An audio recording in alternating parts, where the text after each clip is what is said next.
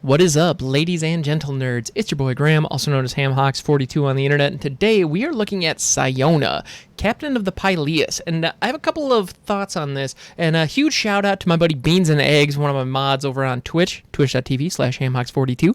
And he actually really pushed that we build a Siona Captain of the Pyleas Brawl deck, and after a little bit of coaxing, a little bit of arm twisting, I leaned into it, we made it happen, and holy cow is that deck fun. That is possibly my strongest Brawl deck right now, and if you want to see that in action, come on over to the Twitch stream sometime, and we will be more than happy to demonstrate it for you. And we actually lovingly refer to it as Beanstron, because it was inspired by beans, and it leverages the Tron style, or the Voltron strategy, and if you're curious what the heck that is, I would highly recommend taking a listen back to the Child of Alara episode where I really lean into it. Although, let's be honest, I'm probably going to explain it here as well. So, with Siona, she is a human soldier. She's a 2/2 for 3, one generic green-white, so we're in Selesnya colors. She's a legendary human soldier. When Siona, Captain of the Pyleas, enters the battlefield, look at the top 7 cards of your library. You may reveal an aura card from among them and put it into your hand. Put the rest on the bottom of your library in a random order. And then, whenever an aura you control becomes attached to a creature you control, create a 1/1 white human soldier creature token. So this works on a couple of different levels. There are a few elements of this card that I think are just excellent and really make her a fantastic commander. So if you're looking at something to build in Brawl, I'd highly recommend Siona because, a couple of reasons actually. If you want to get into Brawl on Arena, it works great because she's an uncommon. You don't even need to spend a rare wildcard on the commander, which is like almost unheard of. Usually the commanders are rare or mythic just because those are the strongest, biggest, baddest creatures generally, especially when you're dealing with legendaries, because the number of uncommon legendaries is like super, super low. But there are some. And so, unless you're doing historic Brawl, then you can go back to Dominaria. That's a whole other thing. But what you see when I'm looking for a commander, one of the things that I really want to find is something with strong synergies and a theme. Well, never mind. I take that back, actually. There are 2 different types of commanders I look for. One, something with really strong synergies and a theme. That is something I'm looking for. The other one that I look for is ones like Child of Alara that are wide open and give you complete creativity to build whatever the heck you want, while still providing a valuable piece to the puzzle. So those are both different attitudes to take when you're building a commander deck, and depending on what commander you're looking at, you can really vary the approach that you take. Siona is definitely the latter. Siona clearly wants you to use auras. She synergizes with them in 2 ways. One, when she enters the battlefield, she replaces herself in your hand with an aura, assuming that you have one in the top 7 cards of your library. Therefore, to take advantage of that, you need a lot of aura cards in your library. You need a high density of auras, that way you're likely to hit them. Now, I know what you're thinking. When you're dealing with auras, one of the biggest challenges that you have is putting all your eggs in one basket. When you have a creature on the board and you staple an aura onto them that makes them bigger, if somebody kills that creature, you're out the creature and the aura, and all of a sudden you've lost 2 cards worth of value that you've invested, and you're sunk. You've got nothing to show for it. And so that's a real problem and a real issue that Play Design and the folks over at Wizards are clearly focusing on when they're building cards. So, Siona, as well as actually a lot of different cards from Theros Beyond Death, really mitigated that by adding additional value for auras. And Siona actually is a very interesting design because there are 2 different ways you can build her. The way that I decided to build her with Beanstron, or the way that I decided to play her when I'm playing Beanstron, is usually get a creature out. It's oftentimes her, sometimes it's not, but oftentimes get Siona on the battlefield as well as other creatures. And then staple as many auras onto one of those creatures as possible, because Siona creates tokens every single time one of those auras becomes attached. And so by creating an aura every single time or by creating another token, what you're doing is you're getting additional value. You're making sure that even if they destroy the creature that has the stuff on it, even if they destroy the creature that has the auras, you have this army of soldiers that wasn't here before, that is because you did that strategy. So that's something. The other thing you can do with Siona is you don't have to target her with the aura. So what you can do is you can take that token. So if you have a critical mass of auras in your hand, if you have 3 or 4 different auras, there's nothing stopping you from equipping something to Siona, creating a token, and then taking your taking another enchantment from your hand and enchanting the token. That way you're going wide. You're getting a wide army of enchanted creatures. And so they're all going to be a little bit better. They're all going to be a little bit different than each other based on whatever auras you're attaching to them. And the army grows the more you do that. So that allows you some really cool flexibility that you don't usually get when you're dealing with auras. So on top of that, you have auras from Theros Beyond Death that actually synergize with this in other cool, fun ways. One of the biggest ways they mitigated the 1-for-1 problem with auras in Theros was by creating auras that had enter the battlefield effects. That way you're getting additional value when they first come in, similar to casting an instant or a sorcery. Because when you cast an instant or a sorcery, if the effect was worth it, the fact that card goes to your graveyard is no big deal at all, whether you synergize with it there or not. At the end of the day, you got the value that you're looking for. So they added that to enchantments. And so when the enchantment comes onto the battlefield, you get a thing that's worth the mana that you put into it, regardless of what happens with the enchantment after that. So when you combine those enchantments with Siona, oh my goodness, that's just great. So there's one, the names escape me right now, but I believe it's Wirewood Armor. No, it's not Wirewood Armor. Blanchwood Armor? It's one of those. There's an enchantment that when it comes onto the battlefield, it gives a creature +0/+2, but that creature fights another creature. And so it's an aura that's buffing your creatures, but it's also removal that can destroy one of your opponent's things. So you combine that with Siona, and then all of a sudden, you're creating a situation where you're destroying your opponent's stuff, your stuff is getting bigger, and you're getting more stuff. So that synergy is huge. And those are the types of effects you can find with Siona, and then you have an opportunity to either invest everything onto one creature that you can make unblockable or give flying to so that you can just punch for an incredibly heavy amount of damage, or you can decide to go wide and create a really large army of enchanted creatures that all do fun things. So you have some options, you have some choices, and that's really fun. That level of flexibility in the midst of gameplay gives you, I don't know, that's what I want to find. Like, that's exactly what you like to see in these kinds of Brawl or Commander decks, where when you have something with a lot of synergy, I want a lot of different ways to trigger the abilities, and I want a lot of different things I can do once it's firing, and Siona definitely gives you that.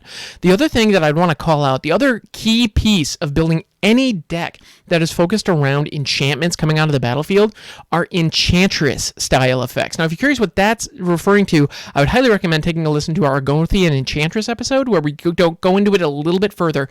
But basically, it's cards like Setessan Champion, or for the life of me, it's escaping right now. Season of Growth. That's the one. Season of Growth and Setessan Champion. Cards that allow you to draw cards when you're doing certain things.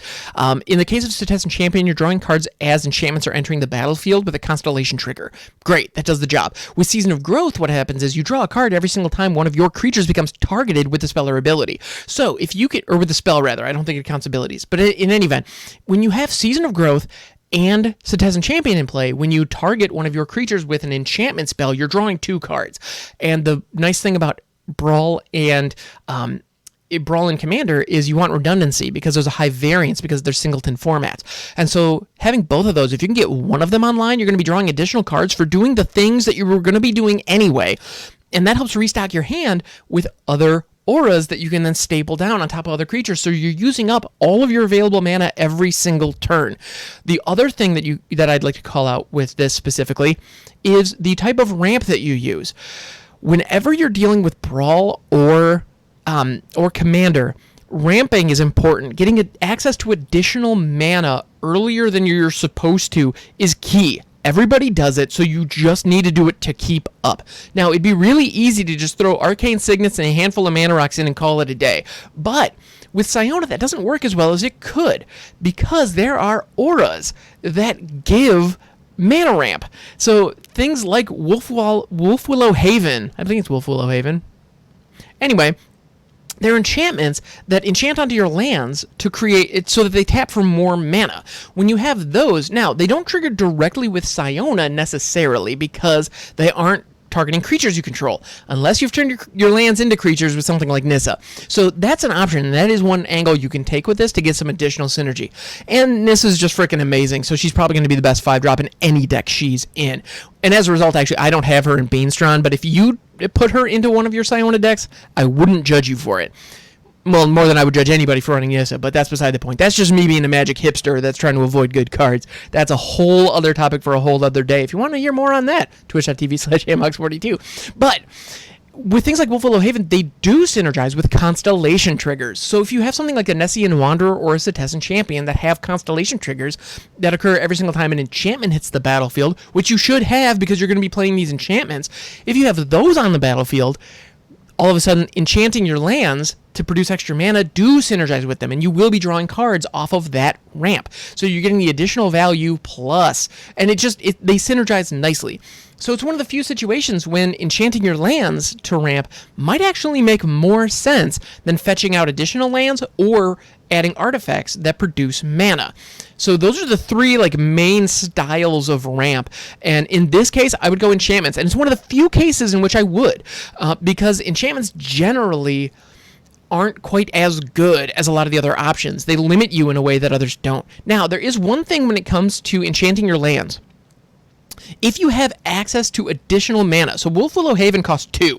Now, if you have access to 3 lands, you can tap 2, add Wolfwillow Haven to the untapped land, and now you basically get a rebate on it because you can tap that for 1 additional green on top of whatever you were going to tap it for anyway. So you're getting access to additional mana right away. Now, if you hit it directly on turn 2, you don't get access to that additional mana, but you will have access to it next turn. So there's a give and take, and that's something that you get with Wolfwillow Haven or any of the enchant lands that you don't necessarily get with cards like Cultivate or Rampant Growth that always bring the new land onto the battlefield tapped. So that is an interesting thing to keep in mind as you're developing your ramp package. And yeah, in general, I would recommend enchantments in this case just because of the synergies. When in doubt, go with synergies. That said, Arcane Signet is one of the best cards in the format by design, and so it probably wouldn't hurt to have that in there just because if you have a Brawl deck, you just need to have Arcane Signet in it. And if you don't have Arcane Signet, it's like a common wild card. Just go get it. On Arena, there's no reason not to have it if you're playing Brawl at all. Just because it's pushed by design. And the reason that it's pushed by design, when you compare Arcane Signet, which is an artifact that costs 2, comes into play untapped and can tap for any color in your commander's color identity. So Arcane Signet is technically legal in Standard, but since you don't have a commander in Standard, it will do nothing, aside from just being an artifact. And obviously there are so many better artifacts. So it's only really functional in Brawl and Commander. And it's clearly pushed, because when you compare it to something like the Signets, which are the other go-to 2-mana mana rock, the Signets produce 2 mana, but you have to pay 1 generic to activate them. So they do come into play untapped, but if you hit them on turn 2, you can't use them, because you need access to a 3rd mana to activate them. But if you do have access to that 3rd mana, you will produce 2 mana of a particular color combination. So you are limited by the colors that they can produce, but in the end, you net 1 mana. So the end result, so after turn 2, the Signets and Arcane Signet are very, very similar. However, on turn 2, Arcane Signet is unquestionably better, because it gives you access to all of the colors that you would want anyway, and you get to use it on turn 2. So that's something to keep in mind. When you're dealing with the enchant lands, when you're dealing with the auras that enchant lands, they don't work if you tapped out to play them. But if you don't tap out to play them, you can use them very similarly to the Signets. So that's why I draw that comparison. I feel like that's noteworthy. Wolfwillow Haven is also an interesting example, because while it's an enchantment on your land, late in the game, if you have excess mana to spend and for some reason you've run out of cards, if you haven't been able to get the card draw engine online like you were hoping to, or if your opponent knows what you're up to and is able to remove those key pieces to really help this thing snowball out of control, what you can do is, if you have extra mana to spend late in the game, you can sacrifice Wolfwillow Haven and turn it into a wolf token. And so that's kind of a fun little thing, which also synergizes with another aspect of Siona that I would be remiss if I didn't point out. Siona creates tokens. There are a lot of really cool token strategies and token synergies that exist out there right now. not the least of which is a card called Divine Visitation, which is a freaking bomb and a half. And in a Siona deck, it can turn something as simple as Sentinel's Eyes into a death sentence for your opponent.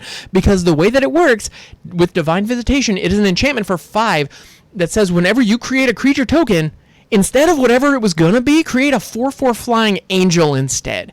And so since Siona creates so many tokens every single time auras get stapled onto your creatures, you're creating gigantic flying angels every single time. So if your value engine is just already running out of control, if you can hit a Divine Visitation down, if your opponent doesn't have some way to counter 15 spells or completely wipe your board, you are gravy. And the best part about that is, in a Brawl scenario, Siona is a target for auras, and she's in your command zone. So even if she ends up costing more because of commander tax, you will always have access to a creature. So it's not hard to get a creature down, throw a ton of auras onto her, and get an obscene amount of value. The moment you have Divine Visitation in play and 1 aura in your hand, your opponent is probably sunk unless they have an obscene amount of creature removal. Which, to be fair, they might. There's a lot of those decks out there. But all in all, the value engine with Siona is incredibly strong for the price, and I feel like this card is capable of producing some really powerful effects. So thank you, Beans, for insisting that we build this deck, because I love it. And it just overnight, Beanstron went from like this silly fun idea to being one of my favorite Brawl decks. So I know when it comes down to it, if I'm really trying to win a game of Brawl, this is going to be my commander. And that's even compared to a lot of really phenomenal commanders that are out there and legal in Brawl. So this uncommon from a couple sets ago is seriously money. She's phenomenal. I cannot recommend her highly enough. And on top of that, you can craft an entirely functional Siona deck without any rares and mythics. There's a lot of synergy at uncommon that she can leverage, and a lot of commons that are in other situations completely unplayable. Cards like Angelic Gift are just not good, but they work, and they're cheap enough so that it can help keep this value engine rolling. So if you've got a bunch of common wildcards and are looking for another Brawl commander, if you could splurge on like 5 uncommons, you can create a really solid Siona deck. So I definitely give it a shot, guys. So yeah, thanks so much for hanging out. I appreciate you. And yeah, have a wonderful day, and I'll catch you next time.